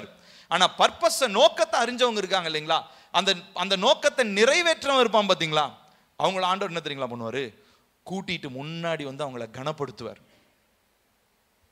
அதனாலதான் ஏசப்பா இன்னொரு இடத்துல கூட சொல்றாரு, வெளிப்படுத்தின விசேஷத்துல, அவன் அவனுடைய கிரியைகளுக்கு ஏற்ற பலன் அவனுக்கு வரும். என்ன கிரியைங்க நீங்க செஞ்சீங்க? இந்த ஏழைகளுக்கு உதவி செய்யறது, அது மாத்திரம் இல்ல. இப்ப நான் சொன்னேன் இல்லைங்களா, உங்களுடைய பர்பஸ், உங்களுடைய நோக்கத்தை அறிந்து கொள்ளுதல், ஒவ்வொரு நாளும் கர்த்தரை குறித்ததான ஒரு புதிய ரெவலேஷனை பெற்றுக்கொள்ளணும். இந்த வெளிப்பாடு நமக்கு இல்லை, இந்த அறிவு நமக்கு இல்லைன்னா வெந்ததும் வேகாததுமா போய் பரலோகத்துக்கு போய் சேர்ந்தா போதும்டா அப்படின்னு தான் நம்ம இருப்போம். ஆனா அதற்காக கர்த்தர் நம்ம அழைச்சாரு? இல்லை. ஒரு மேன்மையான ஒரு வாழ்க்கை, ஒரு மேன்மையான ஒரு உயர்வை தரும்படி கர்த்தர் நம்ம அழைத்திருக்கிறார் பிரியமானவர்களே. ஆகையினால் இவ்விதமாய் நாம் கர்த்தருடைய சமூகத்துல காத்திருந்து அவரோடு இன்னும் நெருக்கத்தில், நான் சொன்ன அந்த எக்ஸாம்பிள் எல்லாம் மறந்துடாதீங்க. எவ்வளவுக்களவு நெருங்கி நான் வரேனோ அந்த அளவுக்கு அவருடைய இருதயத்தில் இருக்கிறத என்னால் என்ன பண்ண முடியும், அதிகமாக என்னால் புரிந்து கொள்ள முடியும். அப்ப இவ்விதமாய் தேவனுடைய நோக்கத்தை நாம் அறிந்து செயல்பட வேண்டியது அவசியமாக இருக்கிறது. அழைப்பு வேறு, தெரிந்து கொள்ளுதல் வேறு. திரும்ப சொல்லுங்க, என்னதுங்க? அழைப்பு வேறு, தெரிந்து கொள்ளுதல் வேறு. இப்ப நீங்க எல்லாரும், நீங்களும் நானும் அழைக்கப்பட்டாச்சு உண்மை. ஆனா தெரிந்து கொள்ளப்பட்ட நிலைக்கு நம்ம போகணும்னு சொன்னா நம்ம கர்த்தருடைய சமூகத்துல இன்னும் நெருங்கி வரணும். ஒவ்வொரு நாளும் நம்ம தேடணும், ஏசப்பா உங்களை பத்தி நீங்க இன்னைக்கு என்ன எனக்கு வெளிப்படுத்த போறீங்க? வசனத்தை வாசிங்க. அந்த ஜபத்தை பண்ணிட்டு இந்த வசனத்தை வாசிங்க. உங்களுக்கு ஏற்கனவே படிச்ச அதே வசனமா தான் இருக்கும், ஆனா அதுல புதுசா ஆவியான ஒரு வெளிச்சத்தை இப்படி காம்பர், அப்படி ஒரு வெளிச்சம் வரும் அந்த வசனம். சே, இந்த வசனத்தை இவ்வளோ தடவை படிச்சிருக்கிறோம், நம்ம மண்டிக்கு ஏறவே இல்லை, பாரு இவ்வளோ மகத்துவமான ஒரு காரியம் வசனத்துல மறைஞ்சிருக்குன்னு நீங்க தேவனுக்கு நன்றி சொல்லுவீங்க. ஆவியானவர் உங்களுக்கு நிச்சயமா வெளிப்படுத்துவார். ஏன் சொப்பனங்கள், தரிசனங்கள் மூலமா பேசுவார். தான் யார் என்கிறதான வெளிப்பாடை இன்னும் அதிகமா உங்களுக்கு நெருக்கமா கொடுப்பார். அதுக்கு நம்ம செய்ய வேண்டியது இன்னும் அவருடைய சமூகத்துல நேரத்தை செலவழிக்கணும். அவருடைய இருதயத்தை புரிந்து கொள்றதுக்கு நம்ம ஆசைப்படணும். அவருடைய இருதயத்தை புரிஞ்சு கொண்டவர் யாரு? ஆவியானவர் தான். அந்த ஆவியானவர் தான் நமக்கு வசனத்தின் மூலமாகவும் பேசுவாரு, பல விதங்களில் நம்ம கிட்ட என்ன பண்ணுவாரு, பேசுவார். அப்போ இந்த ஒரு வெளிப்பாடு தேவ பிள்ளைகளாகிய நமக்கு இந்த நாட்களில் அவசியமா இருக்கு. நான் இன்னைக்கு 2 வசனம், மொத்தம் 3 வசனம் தான் சொல்லியிருக்கேன் நினைக்கிறேன் உங்களுக்கு. ஸோ முதலாவது மத்தேயு 22:14 சொன்னேன், அப்புறம் எபேசியர் 2:10 சொன்னேன், அப்புறம் எஸ்தர் 4:14 சொன்னேன், அப்புறம் 1 பேதுரு 2:9 சொன்னேன். 4 வசனம் தான், மனப்பாடம் பண்ணிக்கோங்க இந்த வசனம்லாம். இந்த வசனத்தை கொஞ்சம் சிந்திங்க. நான் இன்னைக்கு எப்படிப்பட்டதான ஒரு ரெவலேஷன்ல இருக்கிறேன்? தேவன் யார்? நான் அழைக்கப்பட்ட நிலையில இருந்தேன்னு சொல்லி சொன்னா இதுதான் சபைக்குள்ள பிரிவினை ஏற்படுத்தும். ஏன்னா தெரிந்து கொள்ளப்பட்டவங்களும் அவன் ஒரு லெவல்ல யோசிச்சுக்கிட்டு இருப்பான். அழைக்கப்பட்டவங்களை என்ன பண்ணுவாங்க? நான் சொன்னேன் இல்லைங்களா, இந்த 15 வருஷத்துக்கு முன்னாடி கம்பெனிக்கு வந்து வேலை செஞ்சவர் 2 வருஷம் ஆடா மாடா வேலை செஞ்சு ரொம்ப டயர்டாகி உட்காந்துருப்பாரு. புதுசாக வந்தவனை பார்த்து என்ன சொல்லுவார்? எங்க அந்த பழமொழி, எங்கள் அம்மாச்சி சொன்ன பழமொழி நான் சொன்ன ஞாபகம் வச்சுக்கோங்க. நினச்சிக்கிச்சான் குதிரை, எடுத்துக்கிச்சான் ஓட்டம். அந்த மாதிரி வெறும் 2 வருஷம் ஓடுவான், திரும்ப நம்மளோட வந்து உட்காந்துக்க போறான்ற நினைப்புல நம்ம இருக்கக்கூடாது. நம்ம ஒவ்வொரு நாளும் புது புது ரெவலேஷனோட, குதிரை நினைச்சாலும் நினைக்கிறனாலும் ஓடிக்கிட்டே தான் இருக்கும் அந்த பந்தயத்தில். ஹல்லேலூயா. ஏன்னா இது வந்து சும்மா நினைப்புனால ஓடுற ஓட்டம் இல்லை, இது பந்தய பொருளுக்காக ஓடுற ஓட்டம். பந்தய பொருளுக்காக ஓடுற குதிரை எங்கேயாவது நடுவில் நின்னுக்குமா? சொல்லுங்க. அப்படி நிக்கிற குதிரை என்னைக்காவது பந்தய பொருளை ஜெயிக்குமா? முடியாது. பந்தய பொருளுக்காக அழைக்கப்பட்டிருக்கிறோம். பவுல் சொல்றாரு, அழைக்கப்பட்டு பரம அழைப்பினுடைய பந்தய பொருளுக்காக லக்கை நோக்கி ஓடுகிறேன். நம்ம எல்லாரும் பாடலாமா? சேர்ந்து பாடலாமா? பரம அழைப்பின் பந்தய பொருளுக்காய் நான் லக்கை நோக்கி ஓடுகிறேன்.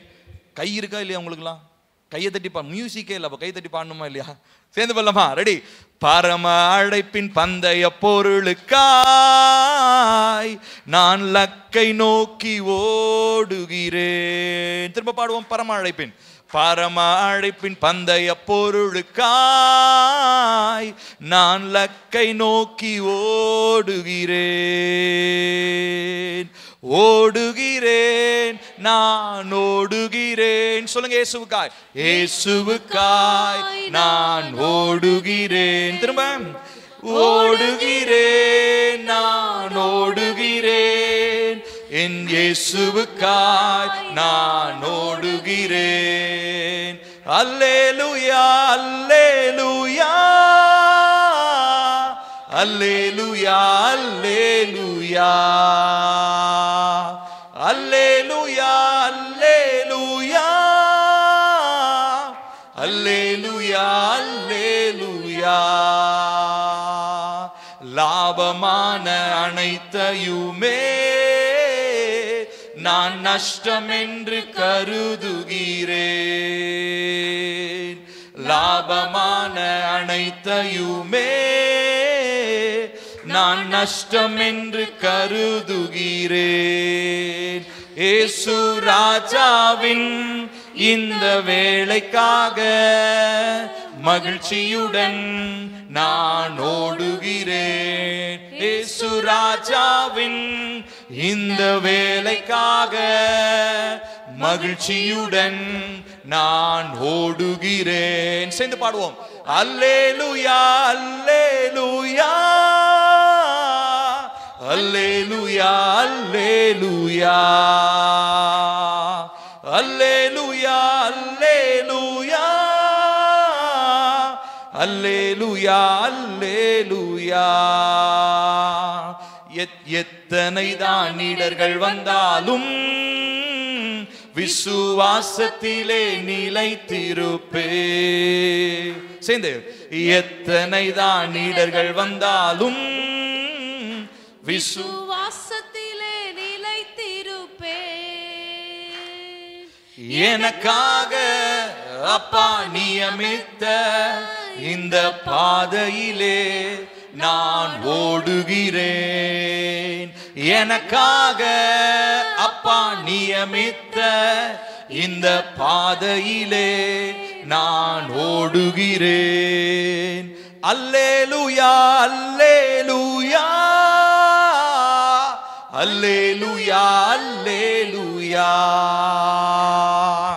அல்லேலூயா, அல்லேலூயா, அல்லேலூயா, அல்லேலூயா.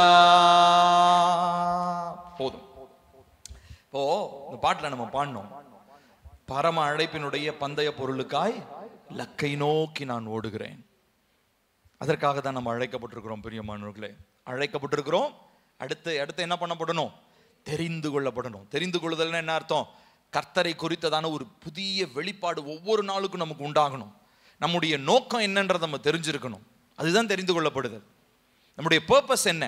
எஸ்தர் எதற்காக அழைக்கப்பட்டிருந்தா? வெறும் யூத பெண்மணியா வாழ்ந்து ராணியா சாவறதுக்காக கிடையாது, யூதர்களுக்காக பரிந்து பேசுகிறதுக்காக அழைக்கப்பட்டா. இந்த மாதிரி நம்ம ஒவ்வொருத்தரும் பிரியமானவர்களே, நம்ம ஒவ்வொருத்தருக்கும் கர்த்தர் என்ன பண்ணியிருக்கிறாரு? ஒரு லக்கை வைத்திருக்கிறார். அதனால் என்ன பண்ணணும்? நினைச்சுக்கிச்சான் குதிரை, எடுத்துக்கிச்சான் ஓட்டம், அந்த ஓட்டம் கிடையாது. நினைச்சா ஓடுற ஓட்டம் கிடையாது. எப்பொழுதும் ஓடிக்கொண்டே இருக்க வேண்டும். ஹல்லேலூயா. நம்ம யாவரும் எழுந்து நிற்போமா? தேவனை நோக்கி நாம் பார்க்க போகிறோம். ஜீசஸ். கர்த்தாவே, இந்த நாளில் நீர் என்னோடு பேசின இந்த வார்த்தைக்காக உமக்கு நன்றி என்று சொல்லலாமா? கர்த்தாவே, என்னோடு கூட நீங்க பேசியிருக்கிறீங்க, இந்த காரியத்தை நீங்க எனக்கு தெரியப்படுத்திருக்கிறீங்க. 2 பேதுரு 1:10 நான் உங்களுக்காக வாசிக்கிறேன், நல்லா கவனிங்க. ஆகையால் சகோதரரே, உங்கள் அழைப்பையும் தெரிந்து கொள்ளுதலையும் உறுதியாக்கும்படி ஜாக்கிரதையாயிருங்கள். இவைகளை செய்தால் நீங்கள் ஒரு காலும் இடறி விழுவது இல்லை. திரும்ப வாசிக்கிறேன், நல்லா பொறுமையா வாசிக்கிறேன், நல்லா கவனிங்க. சகோதரரே, சகோதரிகளே எல்லாருக்கும், உங்கள் அழைப்பையும் தெரிந்து கொள்ளுதலையும் உறுதியாக்கும்படி ஜாக்கிரதையாயிருங்கள். இவைகளை செய்தால் நீங்கள் ஒரு காலும் இடறி விழுவது இல்லை. ஆகையினாலே கண்களை மூடி தேவனை நோக்கி பார்ப்போம். சொல்லுவோம், ஆண்டவரே, நான் அழைப்பை மட்டும் பெற்றிருக்கிறேன். அழைப்பை பெற்றுக்கிட்டு ஏதோ என்னைக்கோ ஒரு நாள் பெற்றுக்கொண்ட சுவிசேஷத்தை கேட்டு இன்னும் அதே ஓட்டத்தில் நான் ஓட நான் விரும்பலை. ஒருவேளை நான் அழைப்பை மட்டும் பெற்றிருந்தேன்னா இன்ஃபேக்ட் என்னால் ஓடவே முடியாது.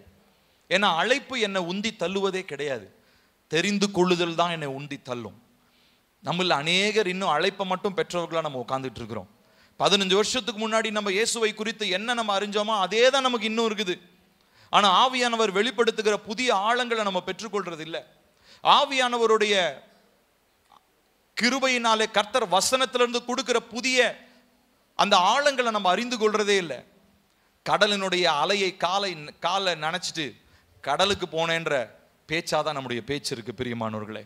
ஆனா இந்த நாட்களில் நீங்களும் நானும் கடலின் ஆழங்களுக்குள்ளாக செல்ல வேண்டும் பிரியமானவர்களே. அதற்காக கர்த்தர் நம்ம அழைச்சிருக்கிறார். நம்ம ஒவ்வொருத்தருக்காக ஒரு நோக்கம் இருக்கு பிரியமானவர்களே. இதற்காக தான் கர்த்தர் நம்மளை அழைச்சிருக்கிறார். சொல்லுங்க, ஏசப்பா, நீங்க எனக்காக வச்சிருக்கிற அந்த நோக்கத்தை கர்த்தாவே நான் ஒவ்வொரு நாளும் புரிஞ்சு அதில் நடக்க எனக்கு உதவி செய்யுங்கப்பா. நான் அந்த பாதையில ஓடணும். எனக்காக நீங்க நியமித்திருக்கிற அந்த பாதையில நான் பொறுமையோடு ஓடணும். நான் வெறும் ஏதோ நினைப்பு வந்தா மாத்திரம் ஓடுற அந்த குதிரையை போல இல்லாம பந்தய பொருளுக்காக ஓடுகிறவனா ஓடணும். ஆண்டவரே, எனக்காக நீர் வைத்திருக்கிற லக்கண அடையும்படி நான் ஓடணும். ஏசப்பா, அன்றைக்கு அப்பா அந்த எஸ்தருடைய வாழ்க்கையில அப்பா ஒரு நோக்கத்திற்காக அந்த மகளை நீங்க தெரிந்து கொண்டீங்களே, அதே போல எங்க ஒவ்வொருத்தருக்கும் பிரதானமான நோக்கம் ஒன்று இருக்கிறது அப்பா. அந்த நோக்கத்தை நாங்க புரிஞ்சுக்கணும் ஆண்டவரே. அப்பா, எங்க சபைக்குள்ளாக இந்த அழைப்பு பெற்றவர்கள் ஒரு கூட்டமும் தெரிந்து கொள்ளப்பட்டவர்கள் ஒரு கூட்டமாகவும் இருக்கிறதுனால தான் சபைக்குள்ளாக அதிக பிரிவினைகள் வருகிறது எங்களால் பார்க்க முடிகிறது. காரணம், தேவனை குறித்ததான புதிய வெளிப்பாடு இல்லாததினாலே சோர்ந்து போனவர்களுடைய அவர்கள் ஓட்டம் தடைபட்டு இருக்கிறது. ஆகையினாலே புதிய வெளிப்பாடுடன் ஓடுவதற்கான பலன் அவர்களிடத்தில் இல்லாமல் இருக்கிறது. ஆனால் இந்த நாளில் எங்க சபைக்காக ஜெபிக்கிறோம். எங்க சபையில் இருக்கிறதான ஒவ்வொருவரும் கர்த்தரை குறித்ததான புதிய வெளிப்பாடை பெற்றுக் கொள்வார்களாக. Let there be new revelations each and every morning as they wait in your presence, Lord. ஒவ்வொரு நாளும் உங்களுடைய சமூகத்தில் காத்திருக்கும் பொழுது புதிய வெளிப்பாடுகளை உங்களுடைய பிள்ளைகளுக்கு கர்த்தர் தாங்க. எங்க சபையில் இருக்கிற எல்லாரும் அழைக்கப்பட்ட நிலையிலே நாங்கள் தேங்கி விடாதபடிக்கு ஓடுகிற நதியை போல, பாயும் நதியை போல தெரிந்து கொள்ளப்பட்டவர்களாய், நோக்கத்தை புரிந்தவர்களாய் இன்னும் முன்னோக்கி நாங்கள் ஓட கர்த்தர் எங்களுக்கு உதவி செய்வீராக. ஓ, அழைப்பு உன்னதமானதுதான், ஆனா அதைவிட உன்னதமானது தெரிந்து கொள்ளுதல். ஆகையினால் இந்த நாளிலே நம்ம புரிந்த பிள்ளைகளா நம்ம எல்லாரும் கரங்களை உயர்த்தி கர்த்தருடைய சமூகத்தில் ஒப்பு கொடுத்து ஜெபிக்கலாமா? அப்பா, உம்முடைய அழைப்பையோ உம்முடைய தெரிந்து கொள்ளுதலையும் உறுதியாக்கும்படி நான் ஜாக்கிரதையா இருக்க எனக்கு உதவி செய்யுங்க. அடுத்த வசனத்திலேயே பேதுரு சொல்றாரு, இவைகளை செய்தால் நீங்கள் ஒரு காலும் இடறி விழுவதில்லை. சொல்லுங்க, அப்பா நீங்க அழைத்த அழைப்பிலையோ அந்த தெரிந்து கொள்ளுதலையும் நான் ஜாக்கிரதையா இருக்கிறதுக்கு உதவி செய்யுங்க. ஏன்னா இதை விட்டு நான் விழுந்துட்டேன்னு சொல்லி சொன்னா அது அற்பமானதா இருக்குமே. இவ்வளவு நாள் நான் கர்த்தருடைய சமூகத்தை தொழுது கொண்டு ஆராதிச்சதெல்லாம் வேஸ்டா போயிடுமே இயேசுப்பா. ஆகையினால இந்த காலை வேளையில் நீர் என்னோடு பேசின இந்த வார்த்தைக்காக ஸ்தோத்திரம்.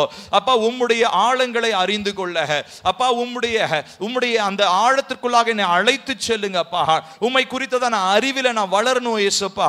பரிசுத்த ஆவியானவர் எனக்கு புதிய வெளிப்பாடுகளை ஒவ்வொரு நாளும் தாங்கப்பா. நான் தேக்க நிலையிலே தங்கி இருக்கிற ஒரு குளத்தை போல அல்ல, நான் பாய்ந்து ஓடுகிற ஒரு ஆற்றை போல இருக்க வேண்டும்.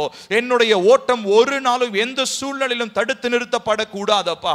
நான் என்ன நோக்கத்திற்காக அழைக்கப்பட்டேனோ அந்த நோக்கமும் லட்சியமும் நிறைவேறும் அளவோ என்னுடைய ஓட்டத்தில் எந்த தேக்க நிலையும் இருக்கக்கூடாது என்று சொல்லி இயேசுவின் நாமத்தினாலே நாங்கள் கேட்கிறோம் அப்பா. இந்த நாளில் தங்களுடைய கரங்களை உயர்த்தி அப்பா அந்த தெரிந்து கொள்ளுதலை உறுதியாக்கும்படி உங்க சமூகத்தில் உண்மையாய் ஜெபிக்கிற ஒவ்வொரு பிள்ளைகளுடைய வாழ்க்கையிலும் இந்த நாளிலிருந்து ஒரு புதிய அபிஷேகம் ஊற்றப்படட்டும், ஒரு புதிய வெளிப்பாடு உண்டாகட்டும், புதிய ஆழங்களுக்குள்ளாக அழைத்து செல்லுங்க, புதிய மேன்மைகளை கற்றுத்தாங்க. வசனத்துல மறைந்திருக்கிறதான அந்த முத்துக்கள், அந்த ரகசியங்களை பார்க்கும்படி உங்களுடைய பிள்ளைகளுடைய மனக்கண்களை திறந்துருளுங்க. சொப்பனங்கள் தரிசனங்கள் வழியாக பேசுங்க. அவர்களுடைய ஆவிக்குரிய காதுகள் திறக்கப்பட்டு உங்க சத்தங்களை கேட்கட்டும் அப்பா. அவர்களுடைய கண்கள் திறக்கப்பட்டு தேவ தூதர்கள் அவர்களுக்கு பணிவிடை செய்கிறத பார்க்கட்டும் அப்பா. எதிராக இருக்கிறதான சத்துருவினுடைய சூழ்ச்சிகளை அவங்க பார்க்கட்டும் அப்பா. ஒரு பகுத்தறிவு உம்முடைய பிள்ளைகளாகிய ஒவ்வொருத்தருக்கும் தருவீராக என்று சொல்லி நாங்கள் ஜெபிக்கிறோம். கர்த்தருடைய ஆவியானவர் இந்த நாளில் எங்களோடு பேசினதற்காக ஸ்தோத்திரம். எங்களுடைய அழைப்பையும் தெரிந்து கொள்ளுதலையும் நாங்கள் உறுதியாக்கி ஜாக்கிரதையா இருந்து ஒரு காலும் இடறி விழாமல் அப்பா நாங்கள் பொறுப்போடு கவனத்தோடு இந்த ஓட்டத்தை ஓடி நீங்க வச்சிருக்கிற அந்த லக்கை நாங்கள் அடையிற வரைக்கும் உண்மையா இருக்க எங்களுக்கு உதவி செய்யும். நீர் மாத்திரம் உயர்ந்துரும். இந்த நாளில் நீர் எங்களோடு பேசினதற்காக உமக்கு நாங்கள் நன்றி சொல்லுகிறோம் ஆவியானவரே. அப்பா நீர் ஜீவனுள்ள தேவன், நீர் உண்மை உள்ள தேவன். நீர் எங்களை அழைத்திருக்கிறீர், முற்றுமுடிய நடத்த போதுமானவர். எல்லா துதியும் கனமும் மகிமையும் உமக்கே. இயேசுவின் நாமத்தில் கேட்கிறோம் எங்கள் ஜீவனுள்ள நல்ல பிதாவே, ஆமென். நம்முடைய கர்த்தராகிய இயேசு கிறிஸ்துவின் கிருபையும் பிதாவாகிய தேவனுடைய அன்பும் பரிசுத்த ஆவியுடைய காவலும் ஐக்கியமும் நம் அனைவரோடும் இன்றும் என்றும் சதா காலங்களிலும் நிலைத்திருப்பதாக. ஆமென், ஆமென், ஆமென். Praise the Lord. கர்த்தர் நம்மை ஆசீர்வதிப்பார்.